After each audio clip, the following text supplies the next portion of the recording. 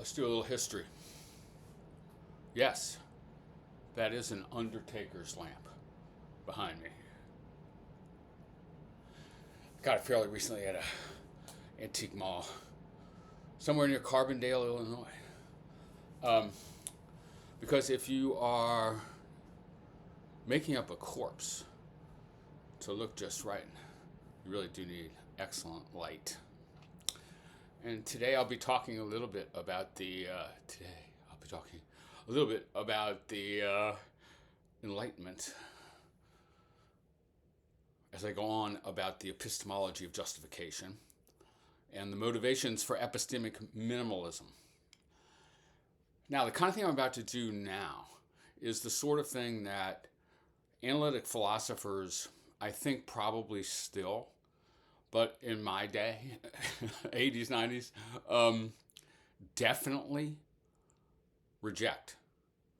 Like explicitly reject, which seems odd in this case. Okay, so I'm going to sort of do a genealogical, historical survey of some of the views. Like, I would ask the question, like, how historically did we get to the epistemology of justification in the absurd post-Gettier forms it took by the 80s, let's say? How do we get there?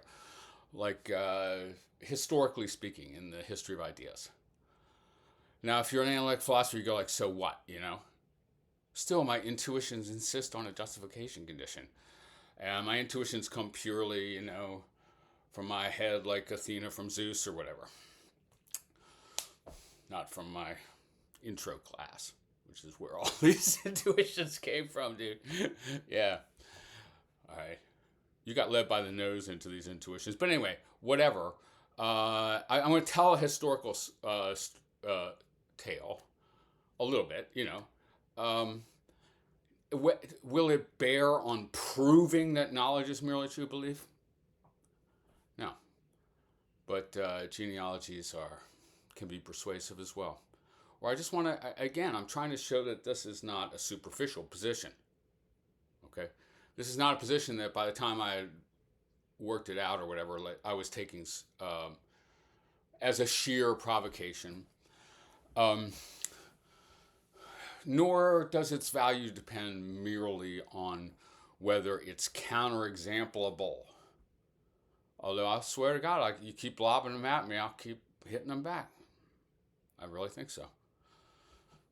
For real. I think I take any counterexample on this and do something with it. Right? Or else I wouldn't keep advocating this. But now let's do a little genealogy.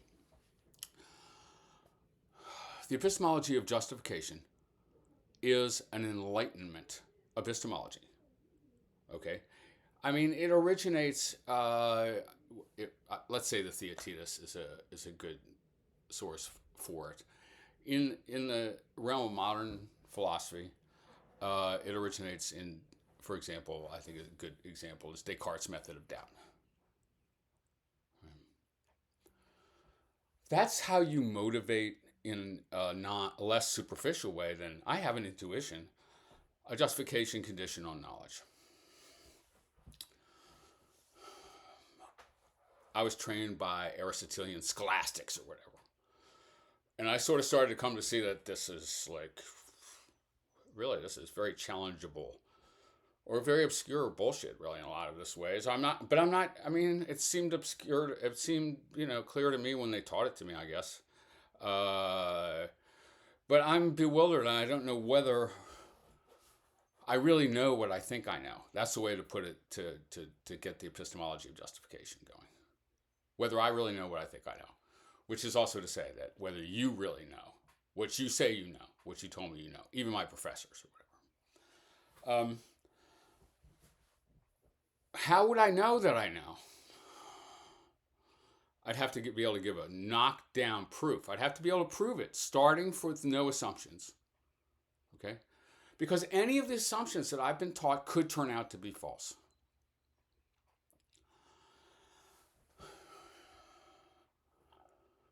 It's so teachable as a moment in the history of ideas. And Descartes is so beautifully self-aware as he puts it forward in the Meditations, for example, but he puts forward several times, the method of doubt, etc. and the motivations for it.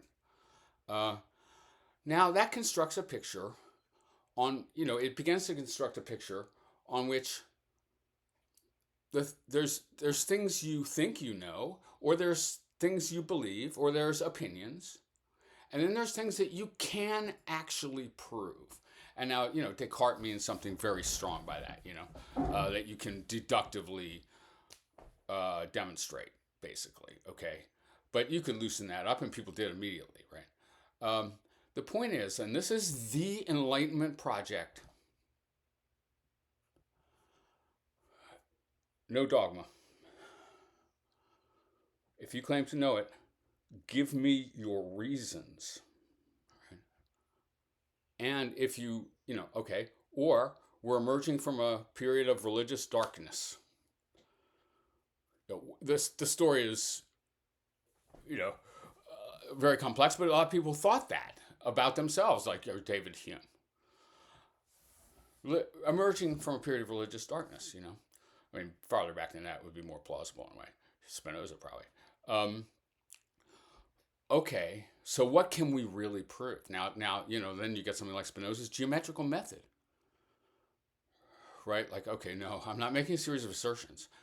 I'm demonstrating a series of truths basically from scratch, dude, in response to the Cartesian project, pretty directly in that case, let's say. So the epistemology underlies modern philosophy's response to the rise of empirical science. Modern epistemology, I mean, the science side of it is really complex, but modern epistemology, right? I mean, the Enlightenment, I mean, these are all cliches, right? True enough, though, really. I mean, like Lionizes reason, right? A really complex process going in different ways in different places at different times. It devalues faith in comparison to reason. Right, we're emerging from like a kind of religious dogmatic darkness into a scientific enlightenment. Okay, so like, all right, and that involves changing our conception of knowledge from like accepting it on authority, for example, to proving it through scientific method. And, at its height, you get sort of this ideal that, I mean, Descartes, I think, really does kind of believe this. Like, don't believe anything you can't prove.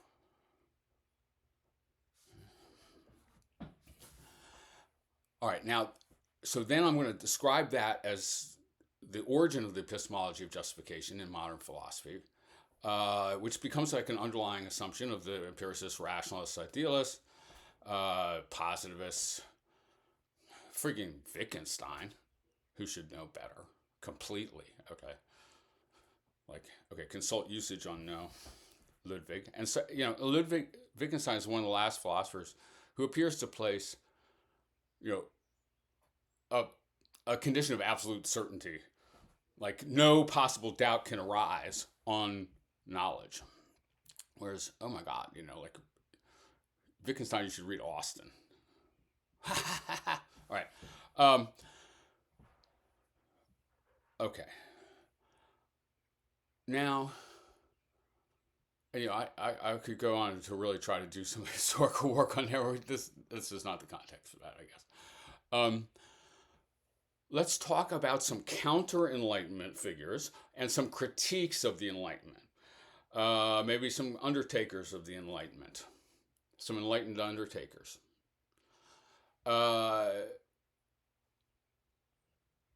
Maybe not exactly anti-Enlightenment figures. Maybe so, though, depending.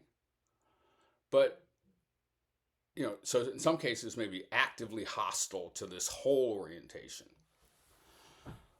The rationalism, the reason lovingness of it. Anyone who's back on faith. That's a pretty good sign. You have sort of a counter-enlightenment figure. Or romantic figures, right? Like one way to read romanticism, part of it, at least in the intellectual side, is kind of counter-enlightenment. or just critique of the excesses of Enlightenment thinking, epistemology, or modern philosophical epistemology, in virtue of its unrealism. And that's the way I prefer to cast it. I don't want to go totally hostile to reason. None of these figures are in any simple way, though, actually. Okay, so here again, I want to do, Moore and Austin, in at least moving toward an analytic world. But let's talk about Kierkegaard, Nietzsche, Santayana, and William James. These are defenders of faith of various kinds. If I said Nietzsche was a defender of faith, that sounds crazy, I guess. It's super complex, though. Maybe I'll get to this a little bit. All right, so how about this passage from Kierkegaard? This is Fear and Trembling. But you can get Kierkegaard like this in almost any, you can dip in a lot of places in Kierkegaard and come up with something like this. Every speculative price fixer who conscientiously directs attention to the significant march of modern philosophy, every private docent, tutor, and student, every crofter and cotter in philosophy, is not content with doubting everything, but goes further. Descartes got through the doubting everything phase in the first couple of meditations, right? Perhaps it would be untimely and ill-timed to ask them where they are going.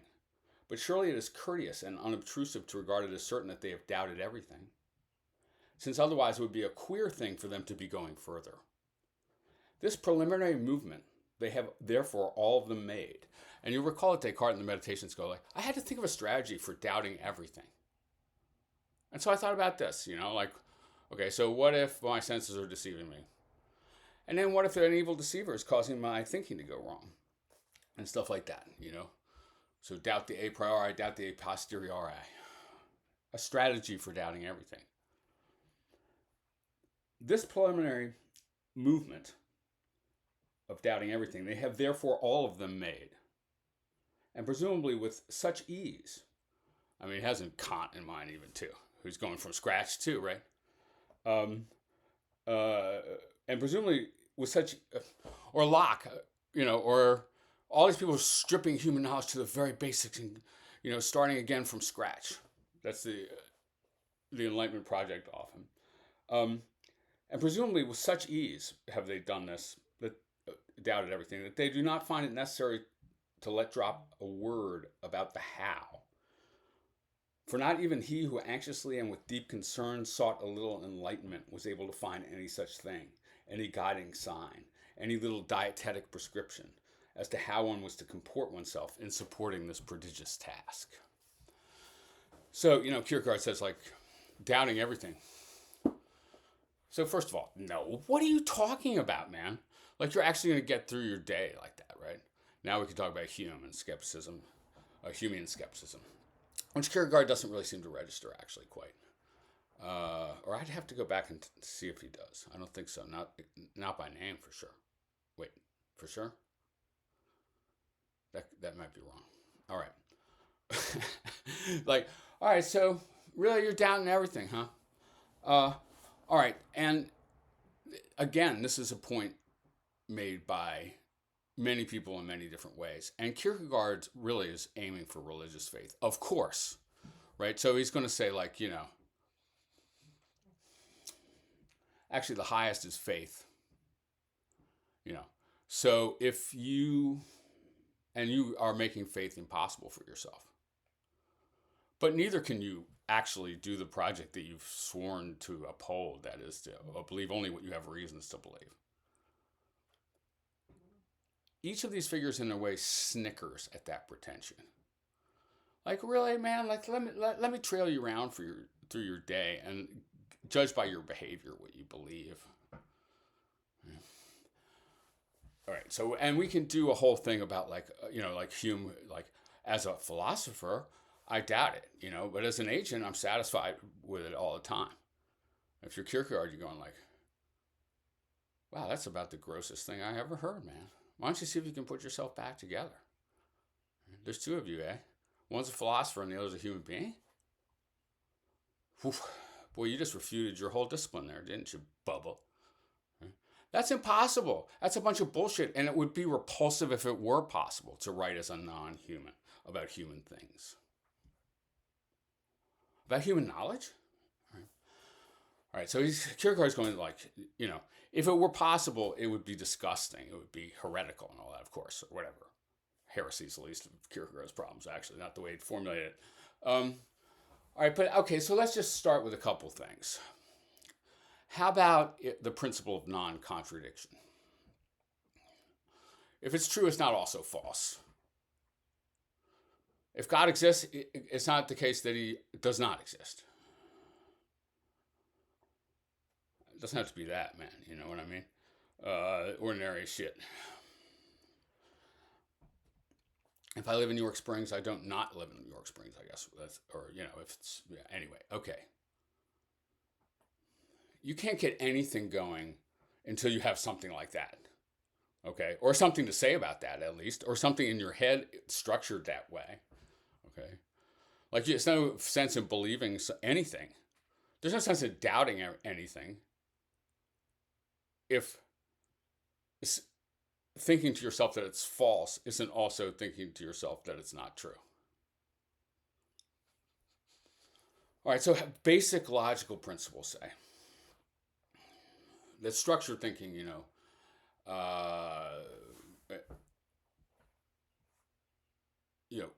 now you could demonstrate or derive the principle of non-contradiction or another basic, excluded middle or whatever it might be, from other principles. Like you could prove non-contradiction by excluded middle or whatever. Am I getting that right or this? No. Anyway. Okay, but you got to start somewhere, bro. If it's true, it's not also false, is probably a pretty good place to start. Now, if I forced you to prove it. You can't prove it without assuming it. That's for damn sure. So there's the faith of the logician, or the faith of the reasoner. Indemonstrable faith. I mean, that sounds trivial or something like this, but we just got to go like, okay, no. Who really are we? Okay.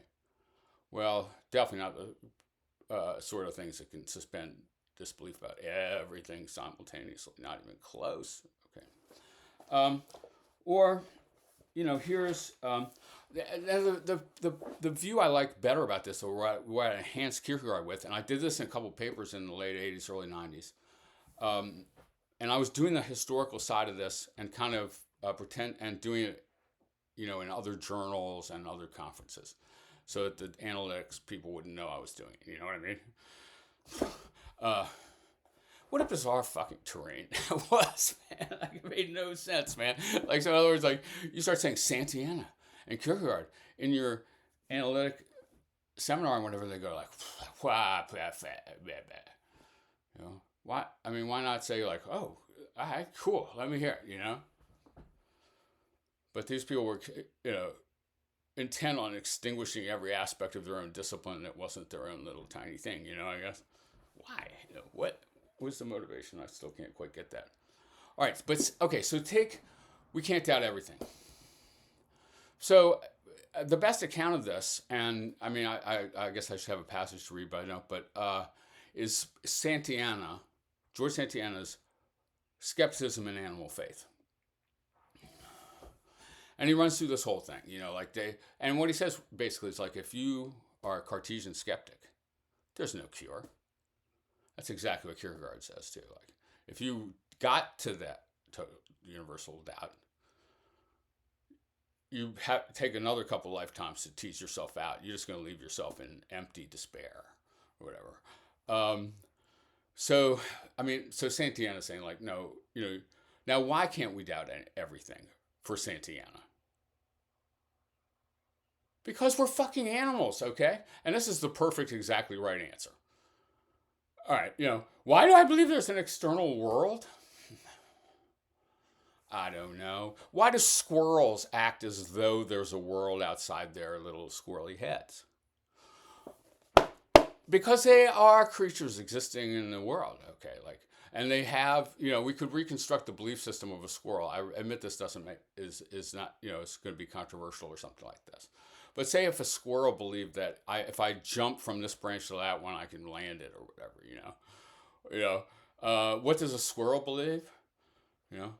Well, not that trees might be figments of his imagination, whatever that is. Right? So, like, if you walk around thinking, like, oh, here I am in a dream again, if you really didn't, no animal doubts the existence of their environment, except under conditions of extreme pathology. It's not that we can prove there is an environment, but that would be absurd to have to prove that. Since we all believe it, since we're all fucking animals in an environment. And I guess Santayana writes very well, but I hear him go like, what do you think you are? I'll tell you what, you don't think, it's a completely unnatural, non-naturalistic, anti-naturalistic picture of what human beings are.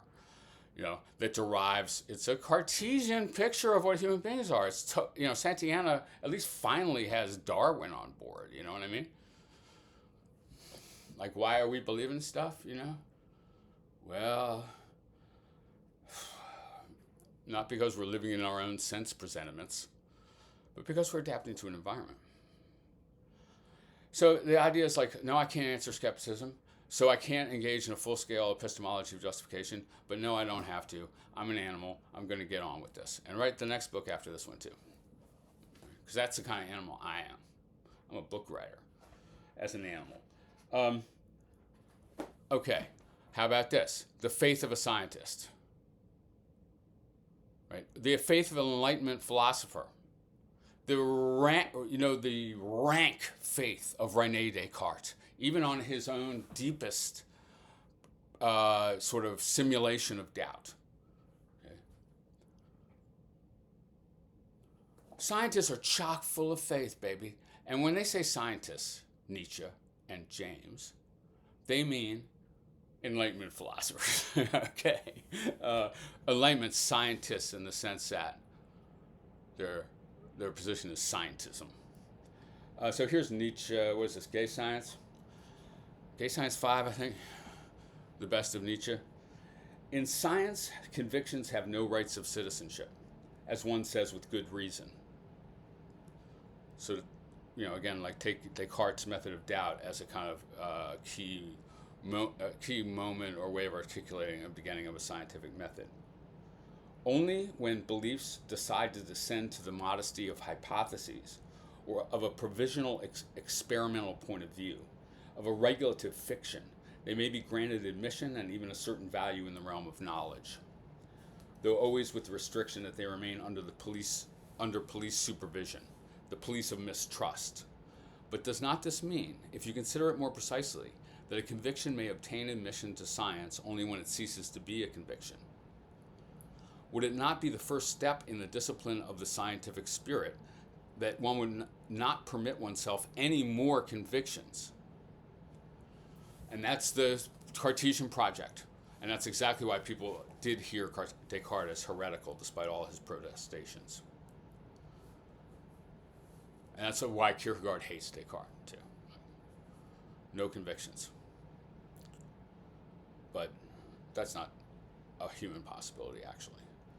Probably this is so, says Nietzsche. That is, science would begin with no convictions. Only we still have to ask, to make it possible for this discipline to begin, must there not be some prior conviction, even one that is so commanding and unconditional that it sacrifices all other convictions to itself?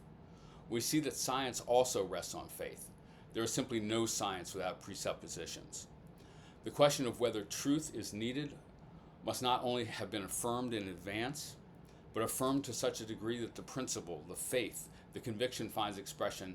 Nothing is needed more than truth, and in relation to it, everything else has only second-rate value.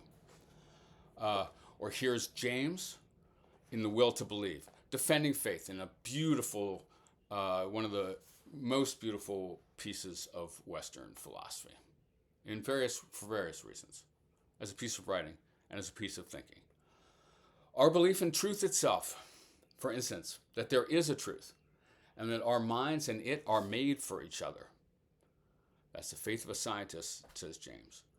What is that but a passionate affirmation of desire in which our social system backs us up, or he thinks his social system backed him up in that there is truth and we and it are made for each other in 1900. We want to have the truth. We want to believe that our experiments and studies and discussions must put us in a continually better and better position toward it. And on this line, we agree to fight out our thinking lives. But if a Pyrrhonistic skeptic asks us how we know all this, can logic find a reply? No, certainly it cannot. It is just one volition against another. We willing to go in for a life upon a trust or assumption which he, for his part, does not care to make. All right, so there's no thinking without presuppositions. There's no reason without faith. And in general, it's a critique of Enlightenment epistemology, or the epistemology of justification, as unrealistic. And so if I was going to try to draw this critique at its most broad and to motivate minimalism out of it, it would be that the